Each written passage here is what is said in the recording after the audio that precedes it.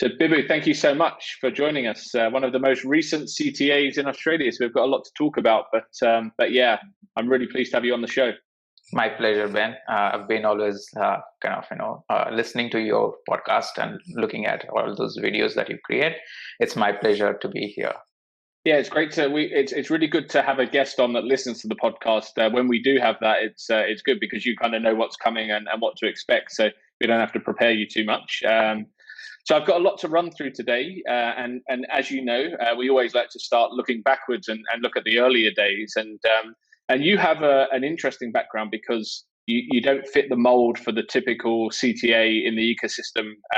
We interview a lot of people that have come through the computer science background or have always had this passion for IT, and maybe you did, but that wasn't where you started. So, what was your early career like? Yes, I actually have done my pharmacy. I was doing my pharmacy, and graduation was my pharmacy. And after that, when I did completely changed my direction and then went for a master's degree in MBA. And after that, I was doing sales. I was into sales of healthcare devices and pharmaceutical. So I was a medical representative selling, insulin to doctors. That was my initial career. And I never thought of coming into IT then. IT was never a thing for me.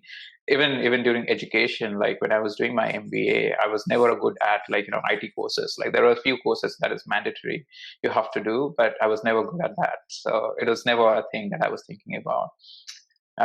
It just happened. Like one of my friends just reached out to me. There was an opening in Infosys. He just said, okay, there's some healthcare consultant they require, blah, blah. It just happened, destiny, as you say. It was never planned. And I went for an interview within the span of one day. I was noticed, okay, there's an interview that is coming in within 2 days. I went for an interview. Everything just happened. And then I landed in Infosys, which is my first IT job as a associate consultant. And that is where I was doing civil CRM and all initially. So did you enjoy sales? Could you have seen yourself continuing as a salesperson for the long haul? I was enjoying it, definitely, because that's, I think I love talking to people.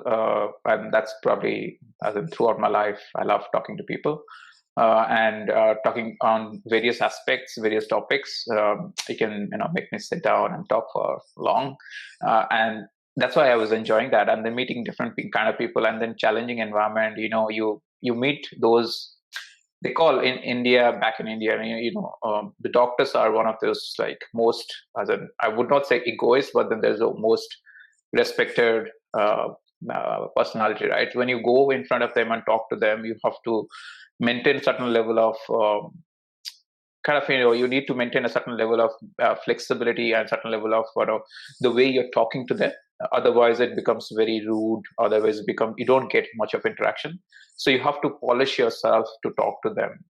And that is what I was enjoying it really well, particularly in that sales of the healthcare domain. I was always enjoying it, but after a point of time it becomes tiring because what happens is that you lose count of your days, you lose count of your nights.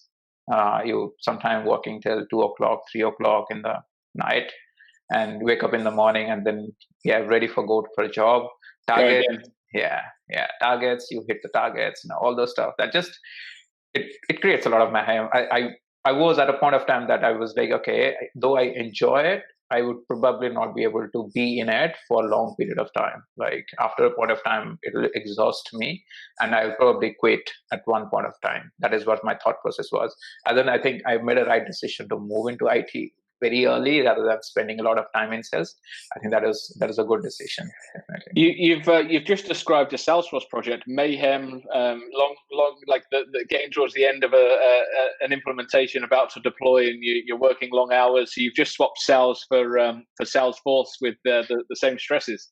But then that's just for once. You think about in a project, if it's a 6 months project or a year project, you're not going to do that for every day. You're going to do that for a week or for 2 weeks during the deployment. But in sales, you're doing it almost every day.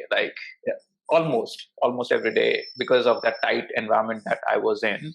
A Sure. lot of competition, and then you have to manage so many different types of people. So that's why you have to be in that kind of space more often than not.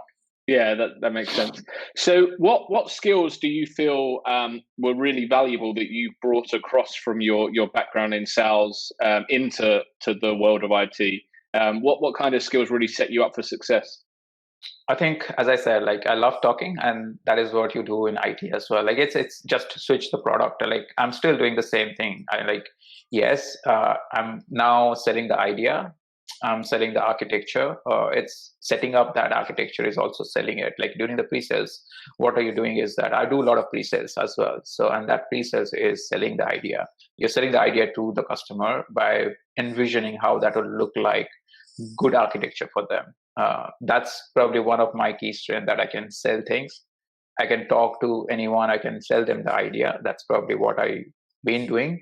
That's probably what I brought in from my sales. And being in an adverse situation, how you handle that in adverse situation and becomes the winner of that adverse situation is what sales teach you. You will have a lot of failure in sales, but you still have to overcome and hit the targets. And that is what is probably what I feel that is what I inculcated from sales career, and that helped me a lot in this IT career. Yeah, nice. So your early IT days were Siebel, is that right? It started with civil CRM training. I went into a project which was civil CRM, but I did not spend a lot of time in it because when I moved into that project immediately had a requirement where they were actually migrating from civil CRM to one of the app exchange products on Salesforce, which is called Viva, which is again healthcare focused one, call center functionalities. And yeah, so that is where and I didn't have to do a lot of civil CRM. I did few, some of them, but then my training was all in civil CRM, but then I never had to really work on civil CRM. So, what was your first thoughts on Salesforce? Well, I guess then it was Viva, right? But what was your first? What did you feel about the platform, and how easy was it for you to kind of pick up and get your head around? See, for me, as I said, I was doing sales and then moved into Infosys and then did probably 2 months of training in civil CRM, which is completely different system that you are looking at. And as soon as I came out of the training, I went into a project where the Viva was there, and then there was no much of documentation for Viva. So we were asked, okay, this is based on Salesforce.com platform. So go and read SFDC. That is what we used to call SFDC, right? Like Salesforce. So we had to go in, and me and along with some of my other colleagues, we had to go in, search in Google, and then whatever resources there, we had to read Salesforce by our own. Like there was nobody who was going to train us or anything. We have to read it. And coming out of civil CRM and then looking at the system immediately within 2 months, you train, and then immediately you're switching into something else. You realize, okay, you just learned something very hard, and then you're coming into something which is it feels like you're in school. It's just makes it easy. You've grown up, but then you're studying now something which can be taught in schools. It's very, very easy. You just go in, okay, click this, click that. It's very easy. So that kind of okay, so this kind of things also exist in IT. For me, it was not like I've spent a lot of years in IT and then got exposed into it. I just spent 2 months on one system and then moved into another system, which is Salesforce. And it make me it's probably called you fall in love with something immediately. Okay, this is very easy. Just get into it and just do it. That's what we did. So did you fall in love with Salesforce because Salesforce was so good, or was it because Siebel was so bad? Yes, as probably you already have seen something very bad, and then when you see something really good in front of it, and that is what the comparison is. If I would not have seen civil CRM, I would have come into Salesforce. Probably I would have just treated it as any other thing that I'm learning to get into IT. I would not have seen that dark side and then just seeing the bright side. So yeah, I saw the dark side. That's why I realized what is the benefit of the bright side. Sure. So then it wasn't actually a substantial amount of time between you starting and then you moving across to Germany, right, to deliver an onshore project. As in, it was only a couple of years when I started, and after that, I was performing really well in Infosys, and my managers and everybody was really appreciative of me. So, and yeah, I just got an onshore opportunity and moved into Germany for a big project as one of the biggest Salesforce projects. Yeah, I remember I've heard about that project before, and it sounds huge. But for you going from India to Germany, and we speak to a lot of people that are looking to come to Australia or to get an onshore opportunity, like you mentioned. Like, what are the biggest challenges in doing that? Like, not necessarily like the visa issues but actually performing a role onshore compared to offshore. Like, what did you see and feel to be the hardest parts of that transition? I think the hardest part was when I was back in offshore in India. I was a outstanding performer. I was getting really good, you get really good kind of appreciations, ratings, and you're known as a knowledgeable person in your community there. Um, Everybody was like really, they tell me that, okay, you're good, you're very good, and all, and things changed immediately. As in, the expectation was so high when I landed in Germany. Things changed immediately, and you don't know what you expect, as because I was going there for the first time for the onshore project, and you don't know what to expect, and people have a lot of expectation out of you. So a little bit of slack makes you kind of escalate the situation, and that is what happened with me. It was not a smooth sailing. I remember when I landed in there, within I think a week or so, there was escalation, not escalation, but then there was a concern that was raised from one of the top executives from that particular client, that we don't think that this particular person can handle this project. That was like I'm telling you, within a week's time, and they felt my communication and everything was not enough, and my knowledge was not playing a big role in there. Before even I showcased my knowledge, I had a setback. But the same person, like by the time as I told you, like this is what I've inculcated throughout my life. The same person who actually raised a concern, by the time we finished the project, he was singing my praise. And he's still my friend. He still contacts me from there. He's still in touch with me. He's a really good guy. I completely understand why he raised a concern, but then because it's a very kind of high demanding client they were. So it comes to that. It never easy when you go from one location to the other location. You don't know what to expect, and suddenly when you land in somewhere, the expectation is different. And if you don't meet that expectation, things happen. So yeah, there was support for me there. So my manager there, who was really supportive, he had a lot of confidence in my knowledge, and he knew that, okay, my knowledge would conquer everything, all those obstacles, and which eventually did. So yeah, and I enjoyed the entire tenure there. Really loved it. So how did you tackle that? Because I guess like that could easily, it could have the counter effect on you, in terms of like you could go back into your shell and start like really questioning your own ability. So how did you kind of get through that initial period? Yeah, and as I said, like that is what I've learned, like over the period of time. Like you will have setbacks, but then you have to bounce back and then showcase what you know. Like I knew that, okay, this probably that transition, that period was just like I have to just showcase something great to overcome that, and I did that. Like when there was challenges, nobody was able to solve it, I showed my skills and then showed them, okay, this is how you solve it. I might be a little straightforward in kind of coming out, like, okay, this is not the right thing that you're doing, but I understand, okay, the culture is different, my way of talking was not fit for that purpose, I have to be politically correct, at the same point of time giving the right solution.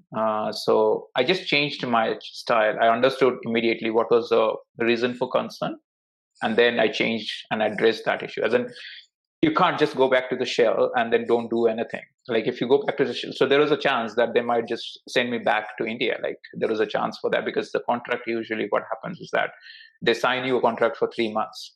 So and if you don't perform, like they just send you back to India. There's always a chance for that. But I had to make sure that, okay, I am performing and addressing what concerns that they had, and making them understand, okay, what they misinterpreted or what they read me is probably not correct way of reading me. So yeah, I just faced it. I spoke to that person. in a different friendship context, and then understood what was the concern, and then addressed it, and then we moved ahead. So how would you advise? Because that's a scary thought, right? Like the idea of going somewhere for 3 months and not working out, and then that's kind of your only opportunity, because if that fails, then would Infosys have sent you to another client in another location? Maybe not. I don't know, but to be very honest, in Infosys, the leadership that I had there, they had tremendous amount of kind of belief in me.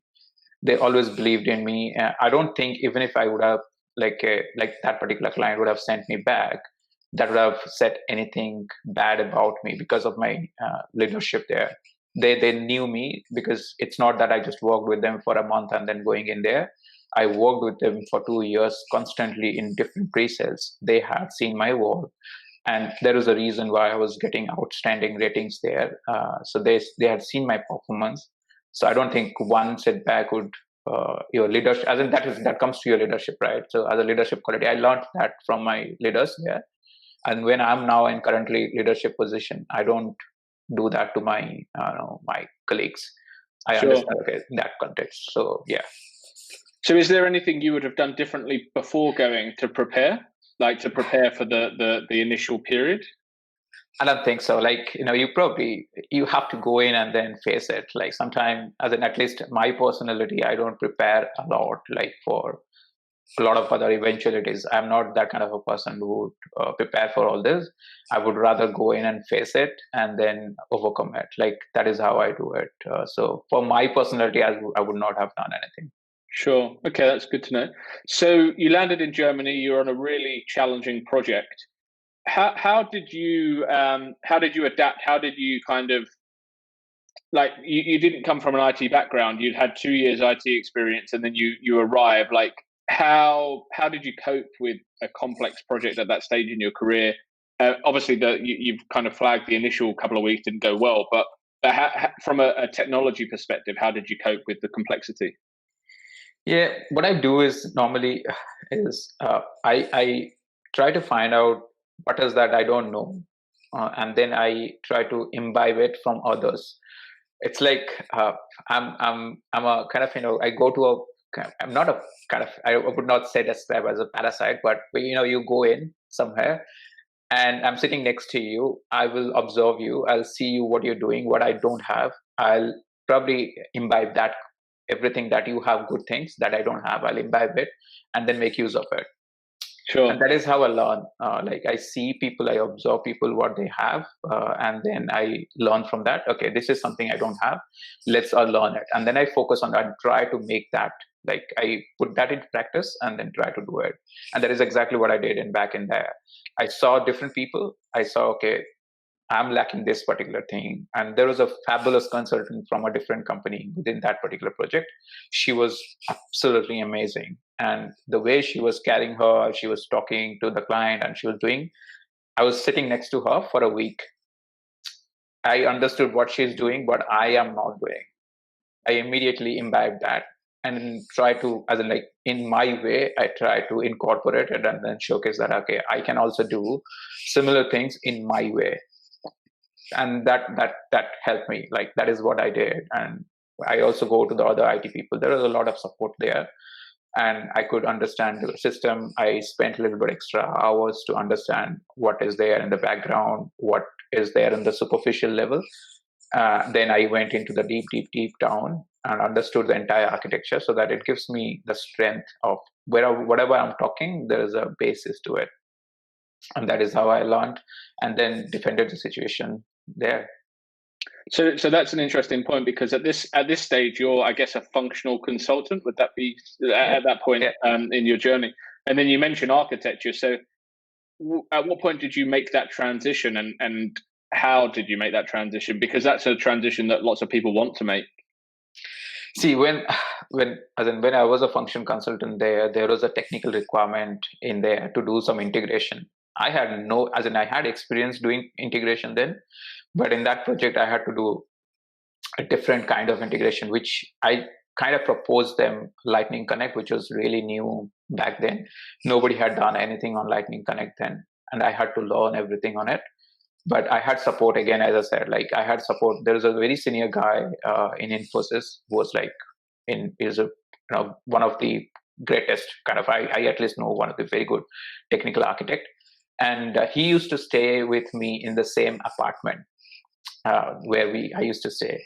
So I used to go to him and talk to him and understand, okay, how things happen. Okay, I have to do this integration. Can you help me? What I need to learn, what I need to do.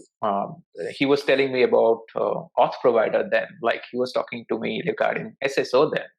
I was okay. Oh, these things exist as well. Like I had no idea, and he kind of gave me direction. He helped me, and then I spent a lot of time reading it and then making sure that I'm giving as in, once you have a setback, you definitely don't want to happen that again. So you prepare yourself. Okay, so all those questions, all those studies that I did during that, if I have to go to and talk to a security person, I know what kind of concerns that they're going to raise about single sign-on or about your OAuth protocols. What are the concerns that they're going to raise? I would think about it already and then go to that meeting. So that is how I learned. And then there are people, as I said, there are people always there to help me, to make me understand. If I have a question, I do a lot of Google research, I do a lot of videos, look at videos, do practice myself, and go to that particular, go-to person for me. And I will ask questions. They will, respond to me. Yeah, always help was available to me. Sure. So how long? So you'd been working 2 years in India. You went to Germany. How long before you were an architect, in your opinion? As I see, this architect is just a designation. I believe the things that I was doing in then, thinking about the functional architecture also is an architect skill. Thinking about an integration architecture is also an architect. You don't have to be a designated technical architect to do all those things. I was doing all those things back then. I was thinking about data migration. That is something that you have to do as an architect as well. You have to think about the large data volume, how you're going to do large data volume transition, like migration from one system to the other system. You have to think about all this, making a plan of all this. And there are very peculiar requirements which is not supported standard Salesforce by then. Now they are supported, but then you have to think like omnichannel. Omnichannel was not existing then, but there was a requirement which they require to have a similar aspect of omnichannel. You have to think about that architecture. That is also a part of the architecture. So even if my designation was functional, but I was actually looking and doing things like an architect back then, which I never realized. Okay, that is what an architect do. I never realized then that, okay, this is what an architect would do. I was just doing it as part of my job by thinking that, okay, this is part of my job. I would not say that, okay, if that's not functional, I'm not going to pick it up, call a developer, call it, not like that. I would rather take it on myself and read it, do it, and then talk to the developer and to make it work. Sure. So at what point did you have the title, though, architect? Like, was that when you came to Australia, or did you have that in Germany?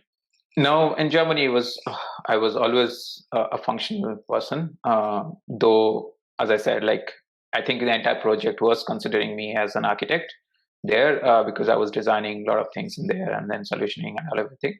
But my designation was never there an architect. So it was always a functional person. Then when I came to Australia, I joined as Capgemini. I joined as a solution architect, as a manager, but then solution architect. And then it never mattered to me as a designation. It never matters to me.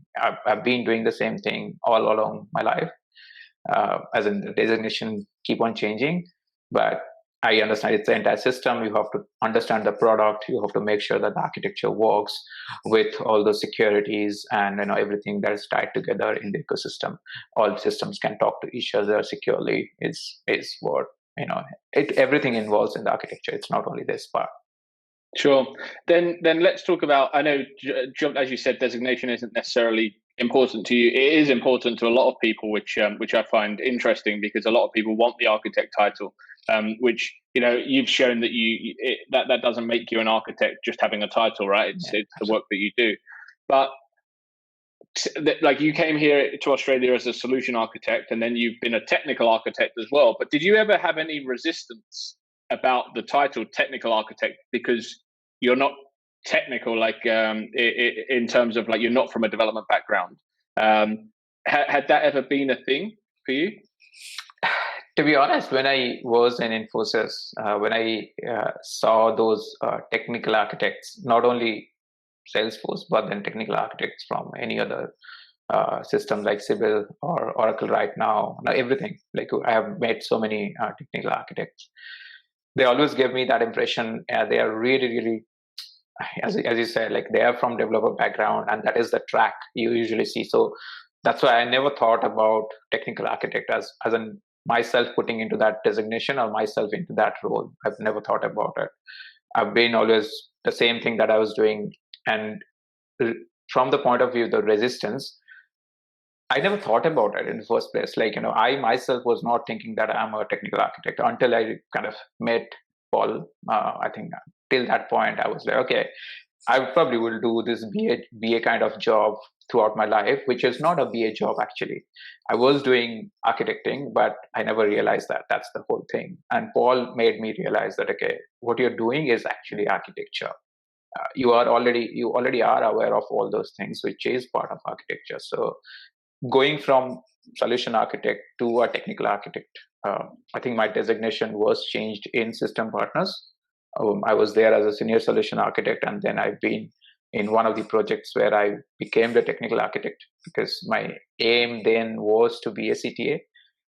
As I said again, like I was just as a role I was playing as a technical architect, but I was doing again the same thing. I was not doing developments, obviously, but I was helping both development team and functional team to come up with the right solution. Sure. Yeah, because it's interesting. There's still like this blurred line where a company, when they think they're hiring for a technical architect, thinks it's a developer role. And I know I've spoken to you in the past about, what is that role? Like, does that have to be someone from a development background? And obviously it doesn't. But yeah, there's like two categories, right? And people kind of get put in a bucket where the CTA blurs that bucket.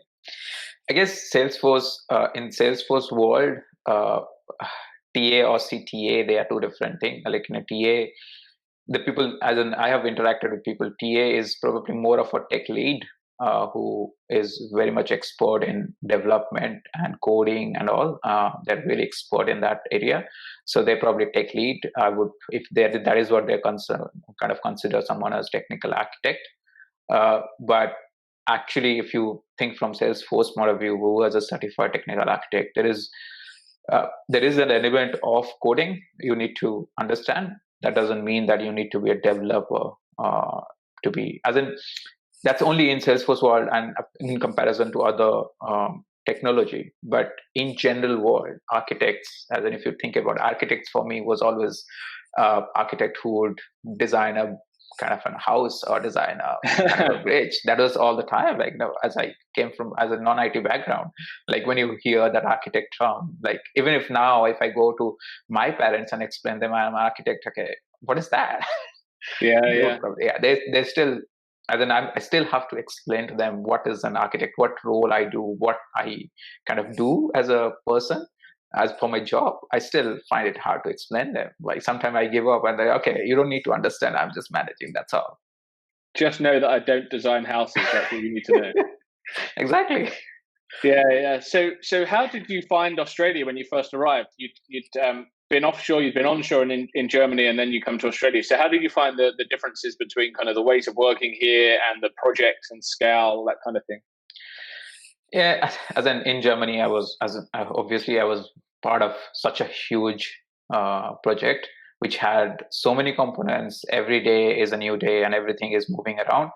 And think about in one project you are dealing where the quarterly budget itself is 1 million euro, and you're coming in here where the total budget even like it's 100K, 200K, or sometimes it's really less than like few millions only in the entire project. I'm coming from a background of 1 quarter, few millions, and then in an entire year you are probably not spending even 1 million. That did not give me a shock. I actually kind of went from very complex projects to simpler projects, and it made me kind of make me realize the other aspects, like components of it. Like I could explore rather than only dealing with politics and technology. I have now less of some amount of things to be dealt with, so that I can focus on other aspects, like the more best standards. I can focus on more of the best standards, like what is the best standards that I should follow, rather than my time crunch, which I cannot advise my clients to do the right thing. And also self-learning. That is probably one of the most important thing. If I'm not learning, I can't advise my client to understand the new thing. It's not that I was not doing then. That is also something I was doing every day, like all the time. But I had more time now to learn more and advise them even better. So that was the difference. Yeah, that was the difference for me. Yeah, that makes sense. And at that time you were working, you mentioned Paul Fowles. So he kind of gave you that confidence to be an architect and to accept that you were an architect, I guess, at that point. Yeah. So was he key in that kind of decision to pursue the CTA path?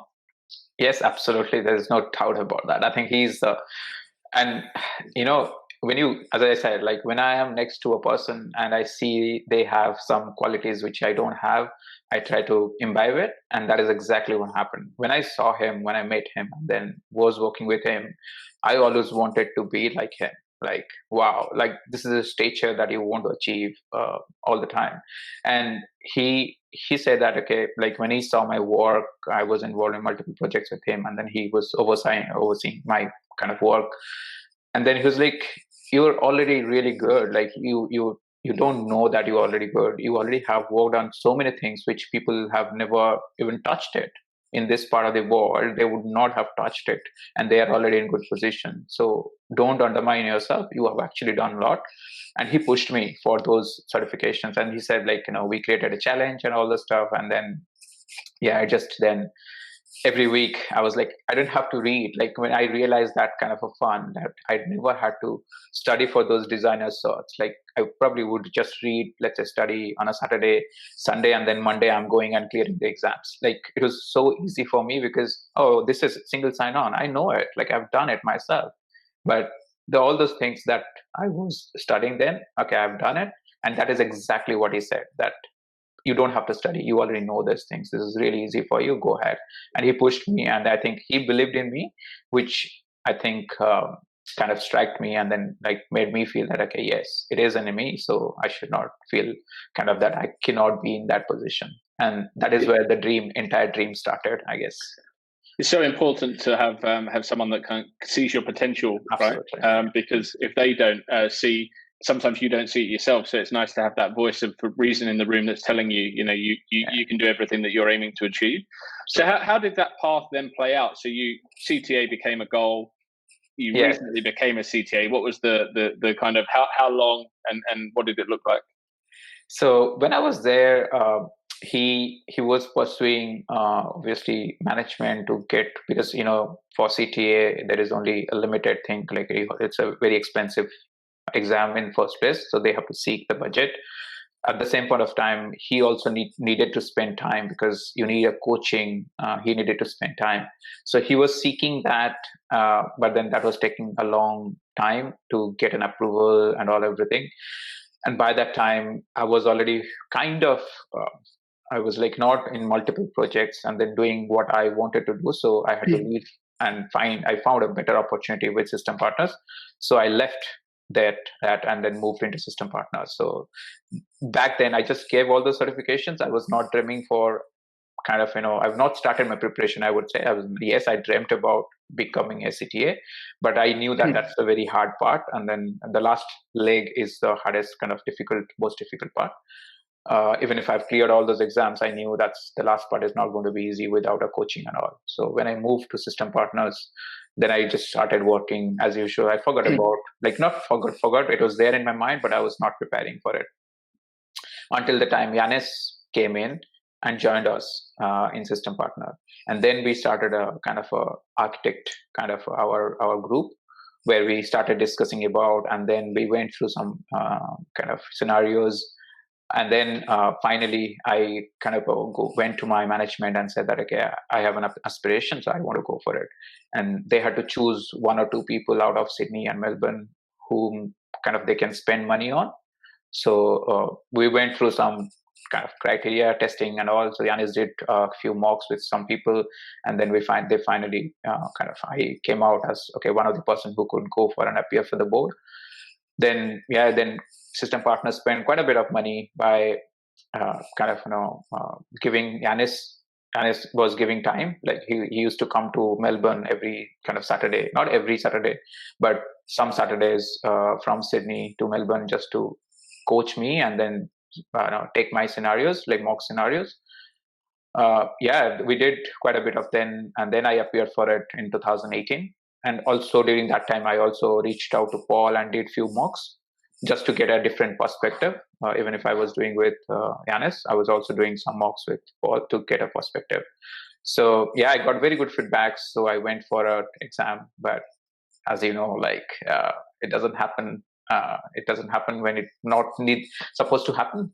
So it never happened. Yeah, so it didn't happen. So what was it? Where did you fall down the first time? To be honest, I got a feedback. I only passed only a couple of sections.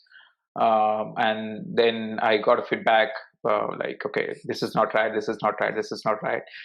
I was obviously, I prepared so much. My solution was holding really well. I was very convinced that, okay, I did well. But that is exactly what happens. If you are convinced that you did well, that means you have not done well. So that's probably, there are a few mistakes which I realized afterwards that I have not done. I should have made focused more on those items. And because you're going from a consulting background, and then you go to a client, talk to them about solution, and there is a situation when it's not a debate, but you're challenging. When they are challenging you, you're giving back. Okay, this is how it happens. You have to change that model in the actual review board a little bit.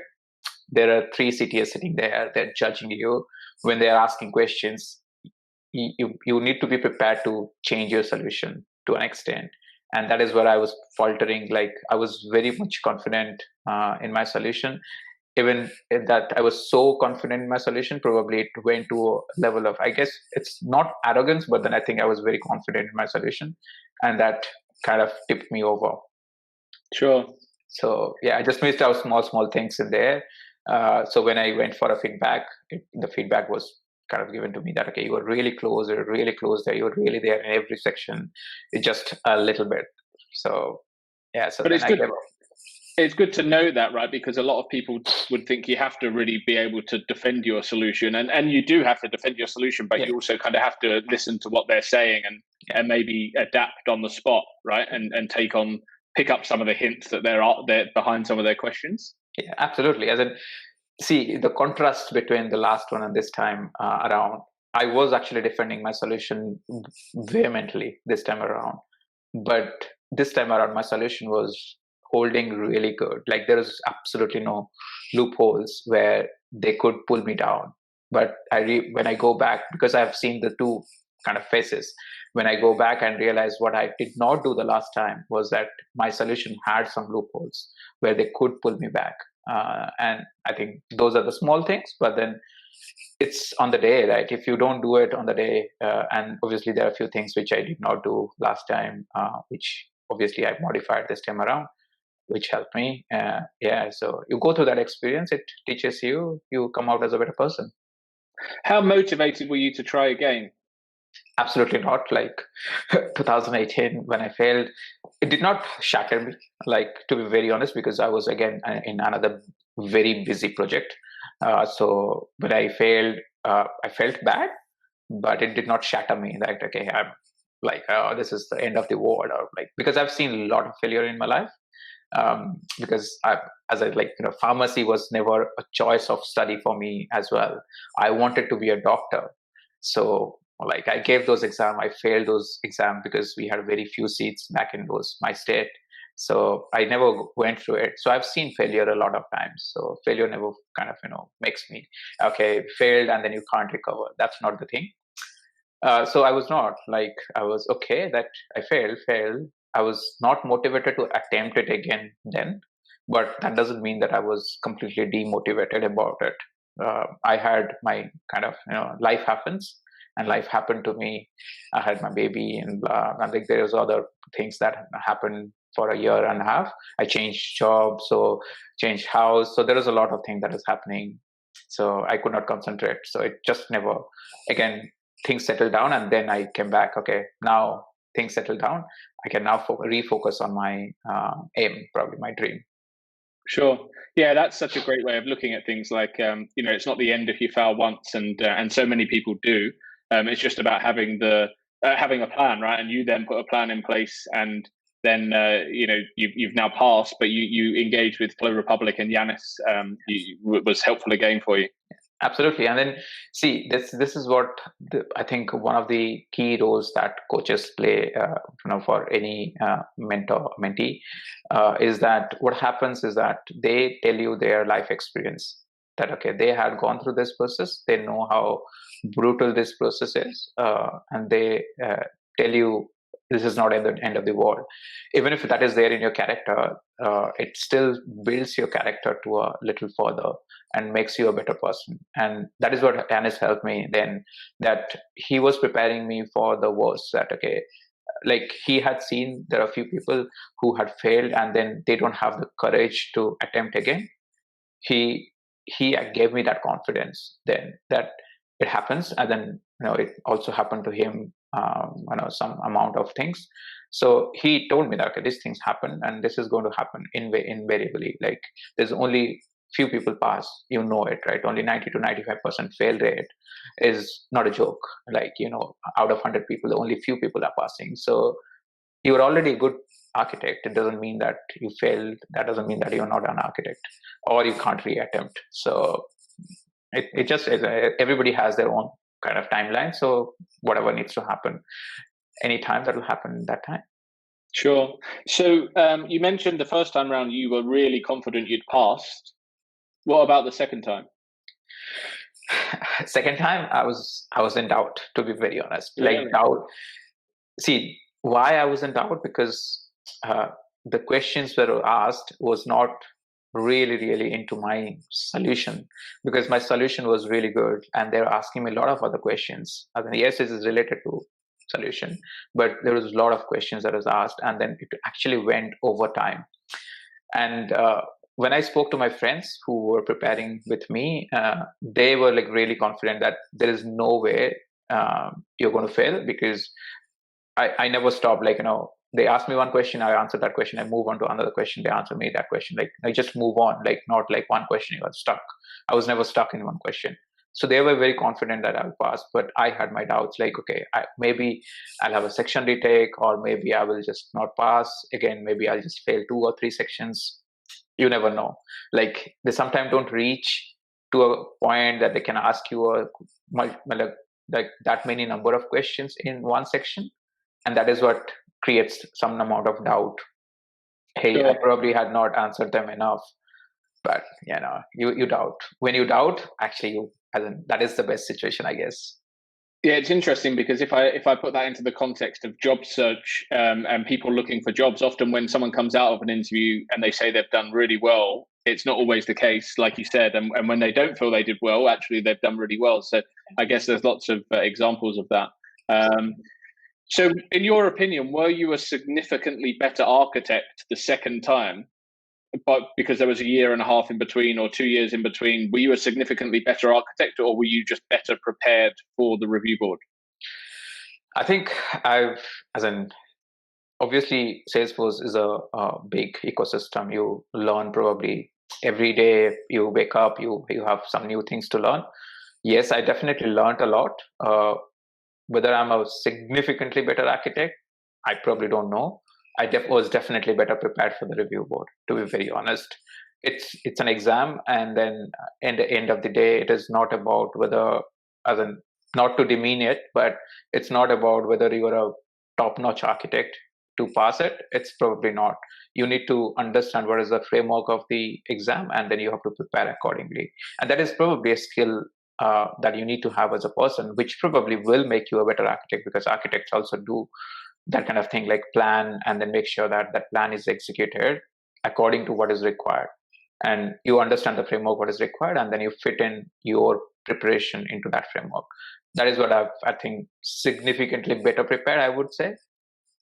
Not sure whether I'm a significantly better architect, because I've been doing, as I said, trying to do my best all the time, like, learning new things, try to give to my customers as new things as possible, and try to stay as humble as possible. Like, that's probably, stay grounded, stay humble to your customer, stay kind of transparent to your customer. I think that is probably the key, apart from every other technical skills. Sure. So you mentioned again Yanis and Paul. Throughout this process, have you leaned on other people? Like, has it been? I know Paul has this line: "It takes a village." Now, did it take a village for you? Was there more to it than Flow Republic and your immediate circle? It is obviously, it is, as an absolutely, when you go through it, you realize it's a village, and you can't raise it all alone, and that is the mistake that I did last time. And the first time when I did, that is the mistake that I did. I was preparing all alone. Yes, Yanis was there, but I had nobody. I had no accountability partner or anyone for that matter.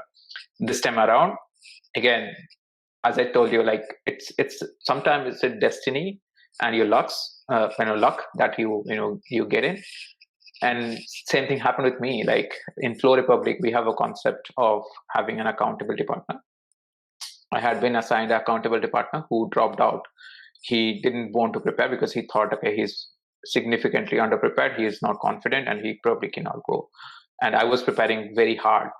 And at that point of time, somebody completely, different part of the world, slacking that, okay, anybody interested to talk to me. And then I was like, okay, this is probably, it just, again, as I said, things just happened to me like that. Like, it's like me getting into IT, it was never prepared, and me getting these buddies, those, as in, they are probably the most crucial role that they played this time around, is they made a difference. As in, my group of 4 people, I think that is what created this thing. And I think the entire success goes to obviously our hard work, but to each other, because we pushed each other, we studied with each other, and that framework that I was talking about, we've broken down to that framework to an extent that each of us can digest it really well. And it's already a significant amount of, like, out of 4 people, 3 are CTAs. And then the 4th person, I have no doubt about him, like, being a CTA. It's just that he probably has not got a date. That's all. Sure. Yeah, I think I know who you're talking about, and the level of commitment from that group was pretty insane. Yeah. But then ultimately reap the rewards, right? So absolutely. So just a couple more questions before I let you go.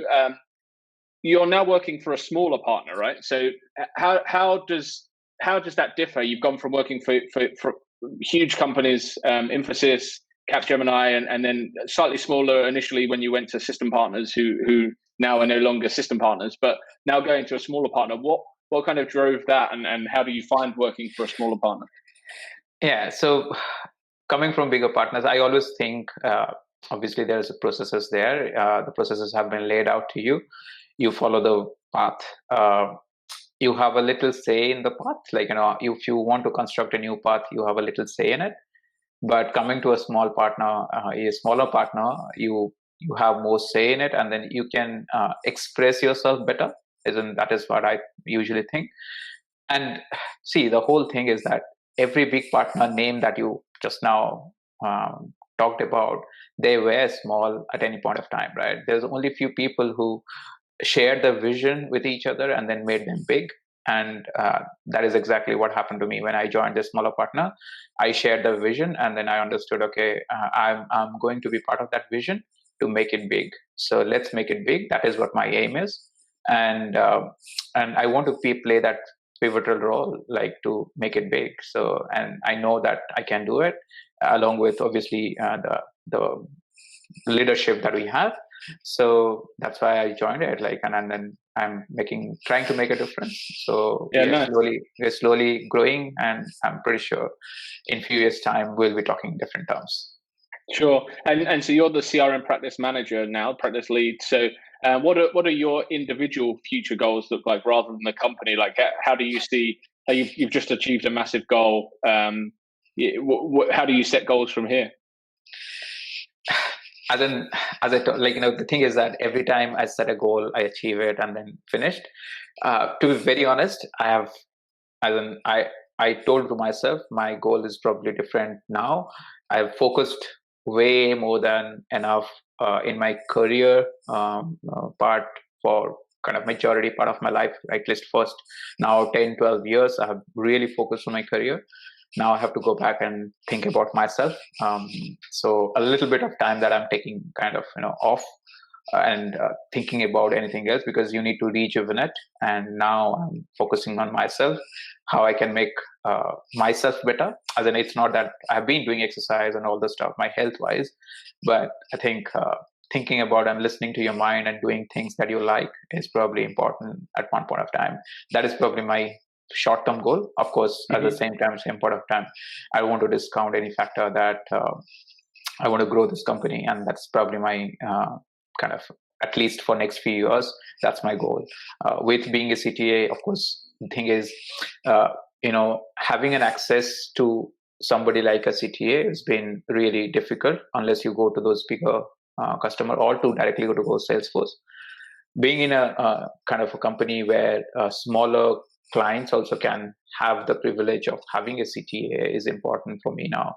As in, they also need a good architecture. Doesn't matter how much they're spending, they will still need to have a proper architecture, because Salesforce as a system, you're not buying that system for a few months. You're going to buy that system for 5 months, 5 months or anything. Like, you're buying that system for 5 years, 7 years, or 10 years, right? So you have a huge investment coming in future. Even if you're a small partner, you small client, you still need to do a proper architecting. And a lot of cowboyish people are there who kind of do things, and then we keep on seeing that, okay, there's some bad things happen, and then you have to rectify and clean them up.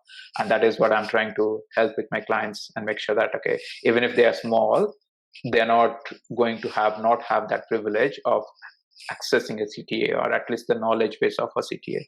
So yeah, that's my aim, and to help people and then grow the business. Yeah, nice. So setting everyone up for success, which is important, right? So, well, look, thanks so much. I've really enjoyed hearing more about your story and the ups and downs of the journey so far. I think it's really important to share some of the kind of the periods where it didn't go so well, because people learn from that as well, and realize it's not just them perhaps that are having some struggles through their career. So thank you for sharing that. No problem. My pleasure. And if anyone wants to reach out and ask you any questions directly, where's the best place for them to find you? LinkedIn, of course.